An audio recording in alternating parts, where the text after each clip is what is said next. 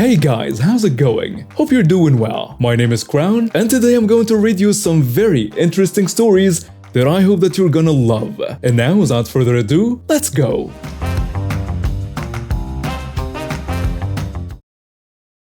About 10 years ago, I worked in a freestanding emergency room. Our main hospital was in the city about 30 miles away. We set up this emergency room in a shopping center in a suburb so people with minor issues wouldn't have to drive all the way into town. Most everything we got was pretty minor, a few broken bones, fever and chills, older folks that have fallen and so on. We weren't set up for a trauma, since we didn't have an OR or ICU and so on. So anytime an ambulance had a serious problem like that, they would bypass us and just drive straight to the hospital. But one time a teenager was mudding with his buddy, driving four-wheelers in muddy fields. When his vehicle flipped, he completely degloved his arm from elbow to fingers. The skin peeled off his arm all the way down and was barely hanging on it at his fingertips. Because they were all dumb teenagers, they decided to drive this kid to the emergency room rather than call an ambulance. I kid you not, this poor kid walked into our emergency room in a complete daze with all his skin in a grocery sack. We immediately went all hands on deck. Everyone was working to get this kid stable enough to be transported. We're working on blood transfusions, x-rays, pain, meds and so on. The way the emergency room was set up, all the rooms were centered around the central nurse's station. So every patient in each room saw this kid come back with his skinless arm and all of us running around like crazy trying to save him. The x-ray tech was literally holding the poor guy down because he started to panic and we had to give pain meds and so on and him to calm him down.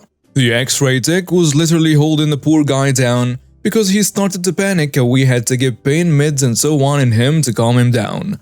So they asked me to run a radiology and grab the portable x-ray machine so we could get x-rays to go with this kid when a helicopter comes and takes him to a hospital with a trauma center. So I raced down the hall when this 40-something Karen steps out of her room and grabs my arm. "Excuse me, I've been waiting for over half an hour. When is the doctor going to see me?" "I'm sorry ma'am, but we have a serious emergency right now." I pointed behind me at all the buzz and craziness literally right behind us. "I was here before him, and I cannot wait all day." "Ma'am, this is an emergency room. We don't see patients on a first-come, first-served basis. We see those sickest first. The longer you wait is actually a good thing because that means there is someone else much worse than you. So at least you're not as bad as them." "Nonsense. I have been here for over half an hour, and my sinuses are killing me. Go get the doctor right now." "Well, I'm not doing that, ma'am. The doctor is well aware of why you're here, and if he hasn't seen you yet, it's because he has already decided that you can wait."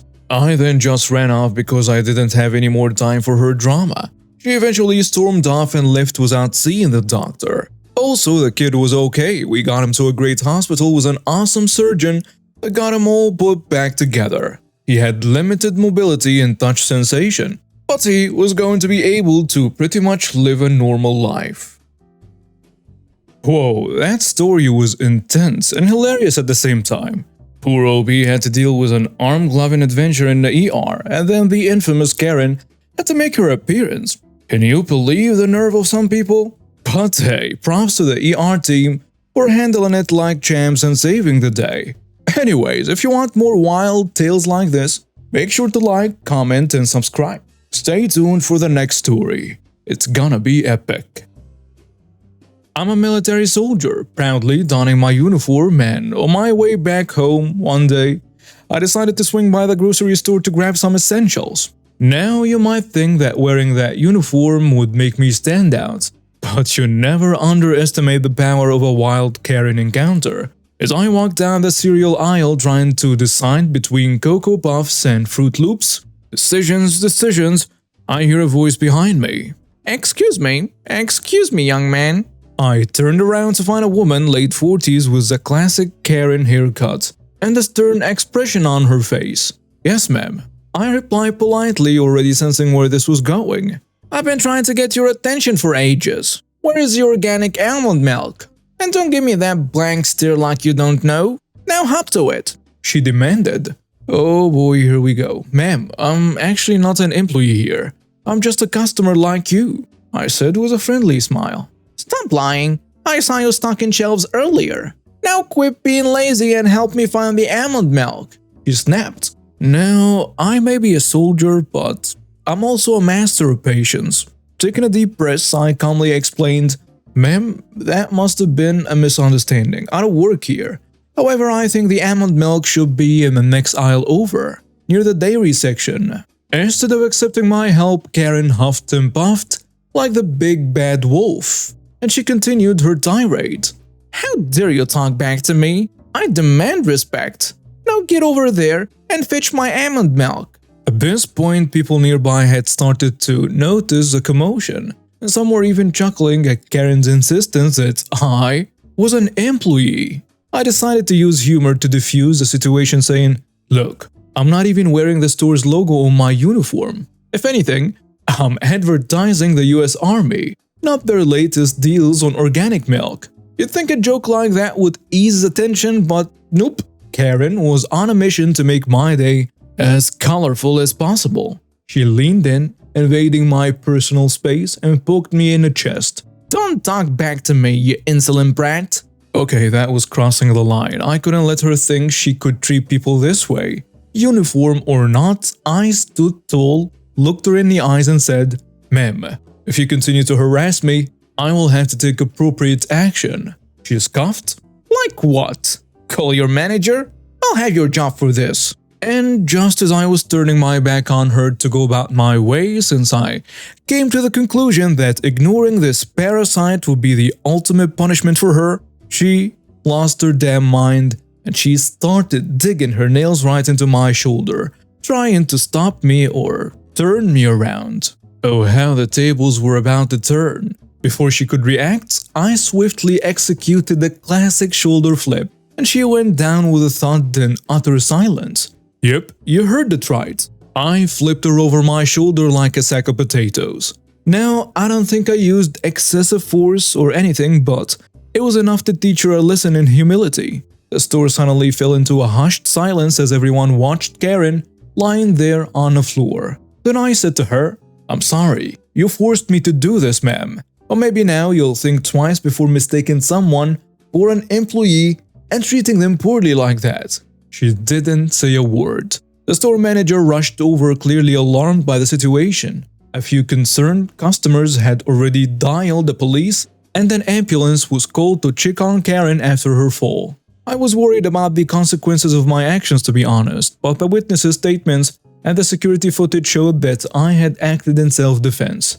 The store manager corroborated my side of the story. The police arrived promptly and I explained what had happened, providing all the necessary details. They took statements from the witnesses, including those who had seen Karen harassing me before the incident. Thankfully, the security footage clearly showed that I had tried to de-escalate the situation before resorting to self-defense. To my relief, the officers understood that I had acted in defense of myself when Karen physically attacked me.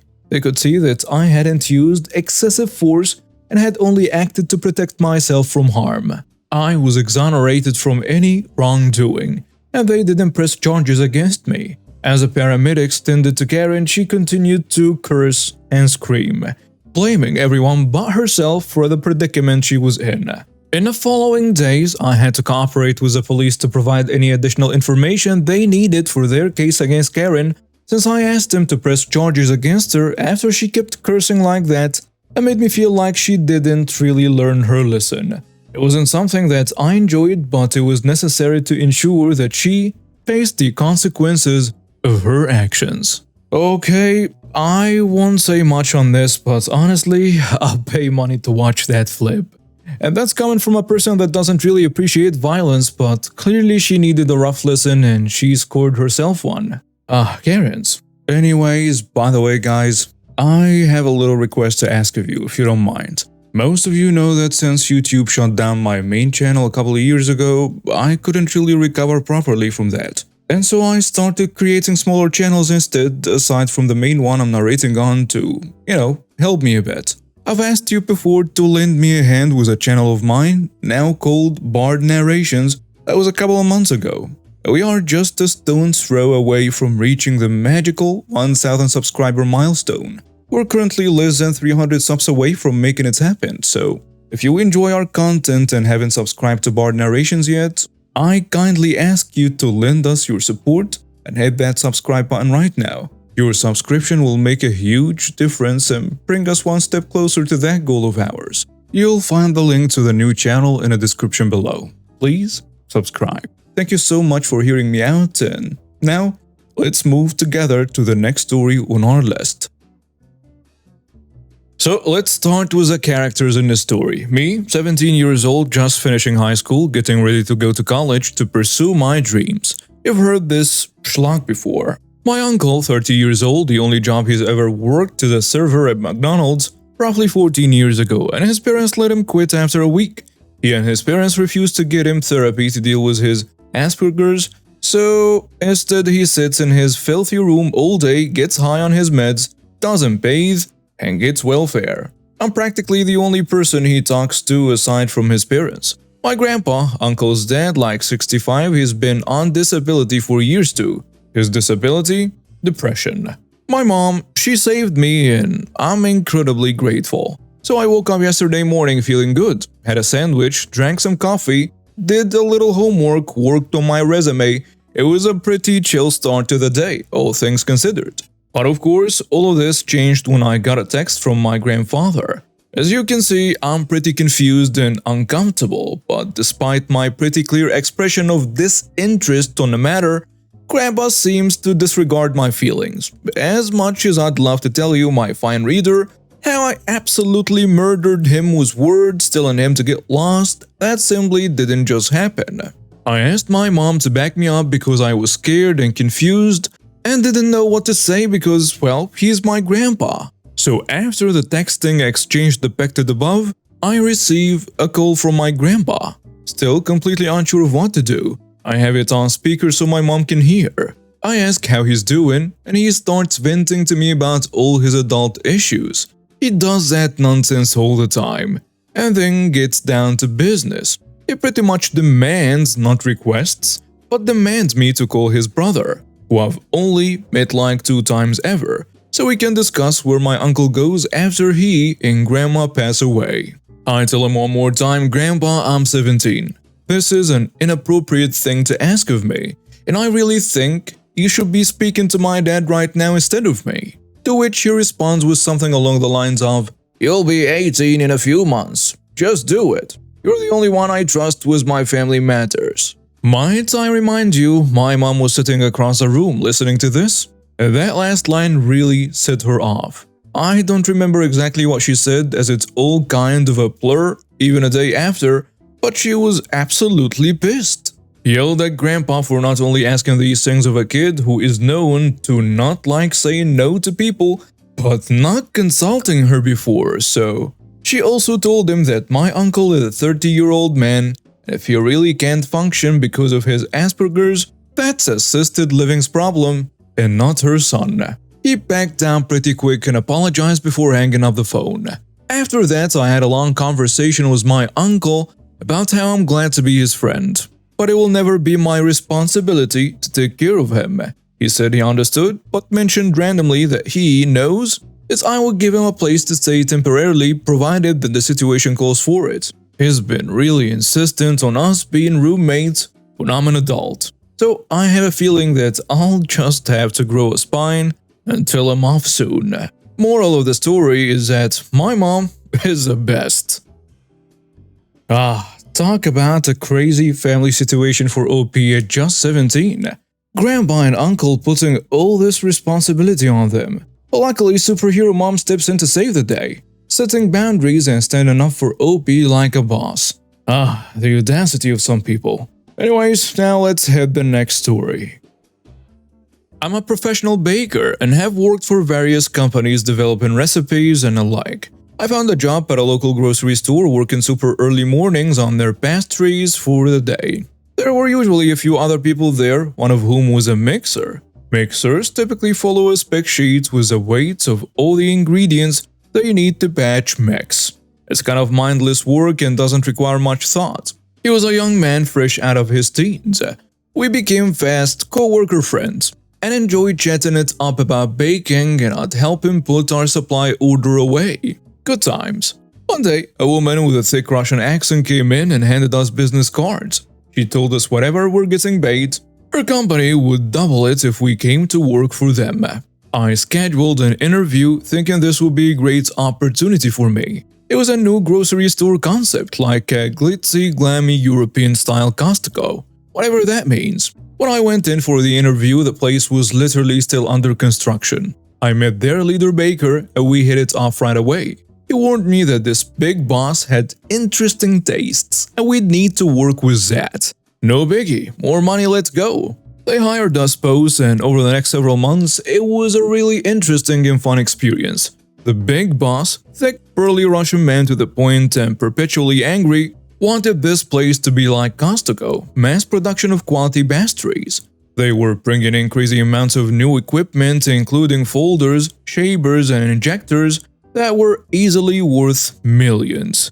We didn't have much equipment to start, and we were doing a lot of mixing in trash cans. Remember my mixer buddy? Well, he was working on a bread dough, using spec sheets provided by our lead baker. Over time, they were bringing on more staff, and it was a lot of fun developing new recipes, experimenting with ratios and figuring out how to get over constraints for the types of products that boss wanted. Did I mention he was a jerk? Oh yeah. When he was reviewing some cheesecake I had made, he said, "Good job, sweetie." I came back with, "Miss, ma'am, or my name is fine," and he scowled at me. And from that point on, he treated me like garbage. We brought other women on staff. I watched him hit on them. Some of the others were cool with being sexually harassed, I guess. This place was paying top dollar and had to get in good with the big boss, right? So the stage is set there. Boss quickly turned his business into a game of Survivor. It fired people on the spot for whatever reason. One day, one of the people he sacked was our lead baker. It came as a surprise since he was developing all the recipes we'd be using. I inherited a lot of his notes, and his development work was divided between me and the mixer. So this whole time the mixer was sucking up to Big Boss pretty hard. He was seeing an open position with a lead baker gone, and quickly became invested in the idea of him running the bakery show and making some serious money. At the same time, my relationship with the big boss was quickly declining. For example, I had him sample some cinnamon rolls I had made, and he came back with, "I hate these. They are terrible." What do you not like? We can't change anything about them. The dough?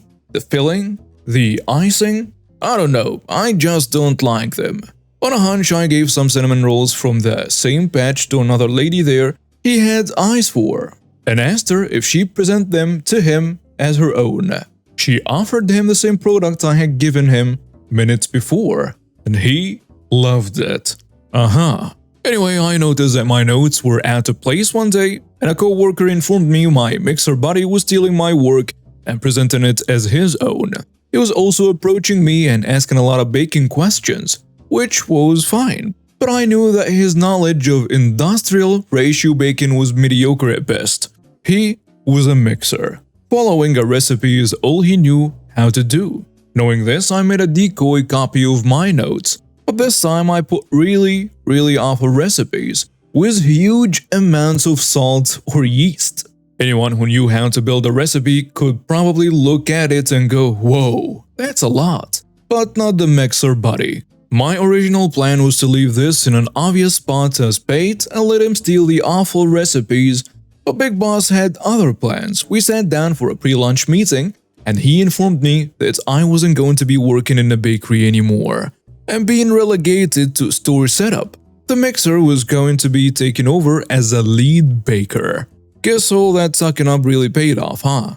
And I was to give him all my notes so far. No problem, boss. A day later was when the fun really began. The mixer mixed up a huge batch of super salty cake batter, and I heard the big boss screaming at him about way too much salt. And that's not even where the fun begins. As we were setting up industrial quantity baking equipment, we had to test the larger quantity mixing machines, and did a test run for some bread dough. was my decoy recipe that had triple the yeast and sugar. As it didn't come out right, the mixer had to throw it all away. His choice? The dumpster out back in the dead heat of summer. Hundreds of pounds of dough. The fun thing about massive amounts of bread dough is that it doesn't magically stop rising if you throw it away, especially in a hot dumpster. A few hours later, I spied out back to see the mixer buddy shoveling this massive plop of dough into trash bags that had exploded from the dumpster, like an uncovered blender spewing out of yeast-laden smoothie. Sweet revenge. Now, about the mafia thing, this store was really strange. They had been ordering doubles of all the crazy industrial baking equipment and storing them in a bag. We had nowhere to put any of this. I also looked up the company they were subcontracted under, and it was to a dead address in Russia. Big Boss also had armed security guards everywhere. This was a grocery store, mind you. I had a feeling that this company was more of a front for laundering a bunch of money. I eventually was fired by Big Boss, which was great because I had been job hunting, full well knowing this business was a sinking ship. I had a new job lined up already. They had their grand opening, did business for 3 months, then closed. Rest in peace, Mixer. I have to say, OP handled it like a true picking pro, staying cool even in such a chaotic environment. And the sweet revenge was a dough explosion in a dumpster? Priceless.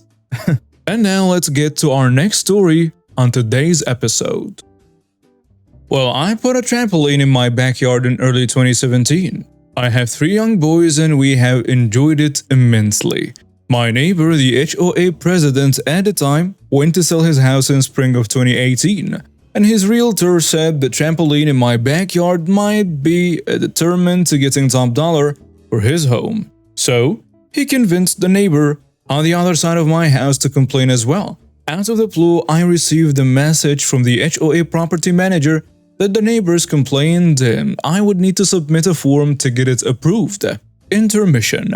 What's sad is that I was friendly with both of these people. They had been in my home and they could have talked to me face to face. With one of the neighbors, I paid for our shared fence at her request, since her neighbor on the other side wouldn't contribute to their shared fence. Another board member, a human piece of garbage.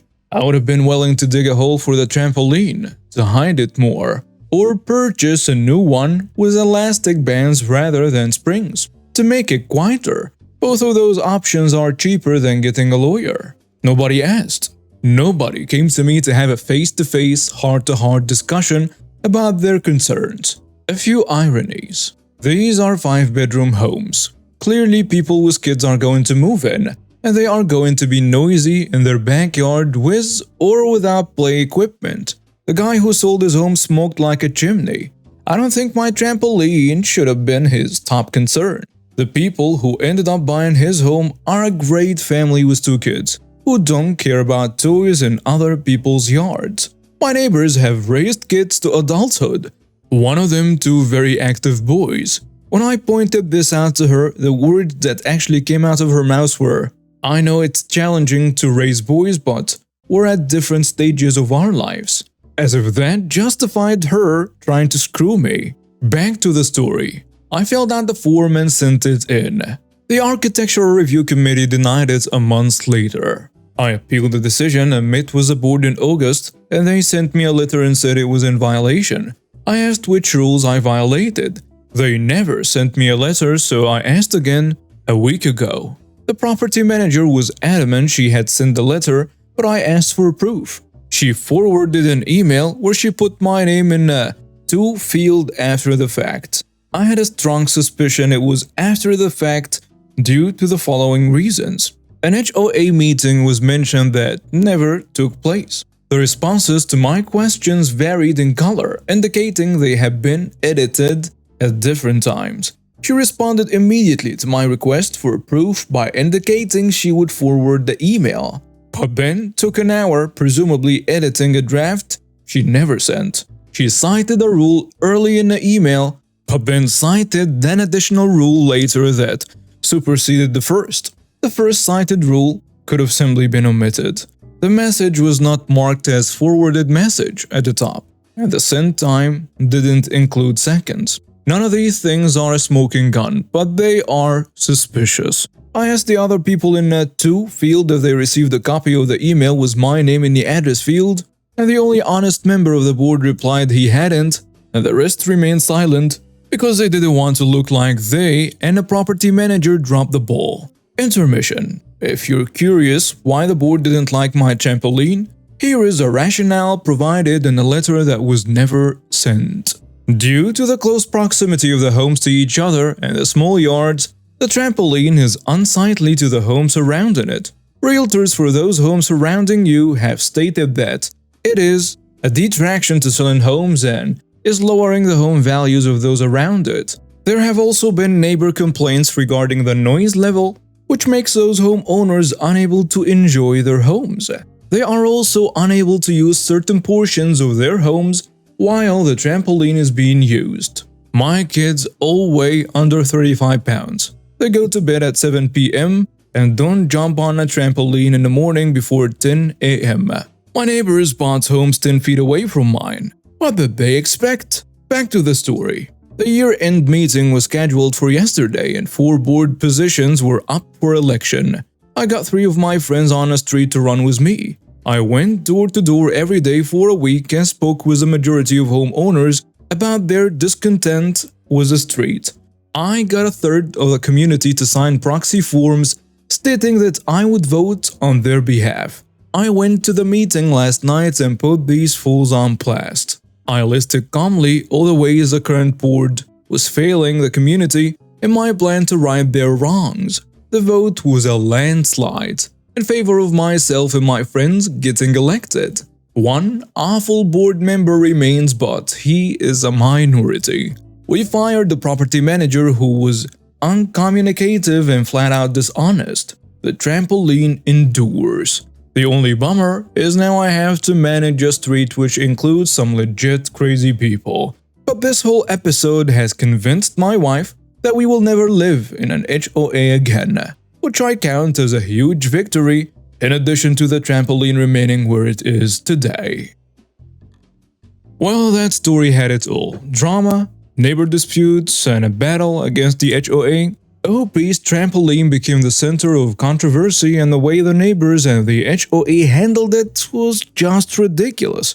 But kudos to OP for standing their ground and fighting back with a strategic plan, getting their friends on board and rallying the community. Guys, thanks for joining me today, and remember, life is full of unexpected surprises and wild tales. So keep laughing, stay curious, and stay awesome. See you in the next episode.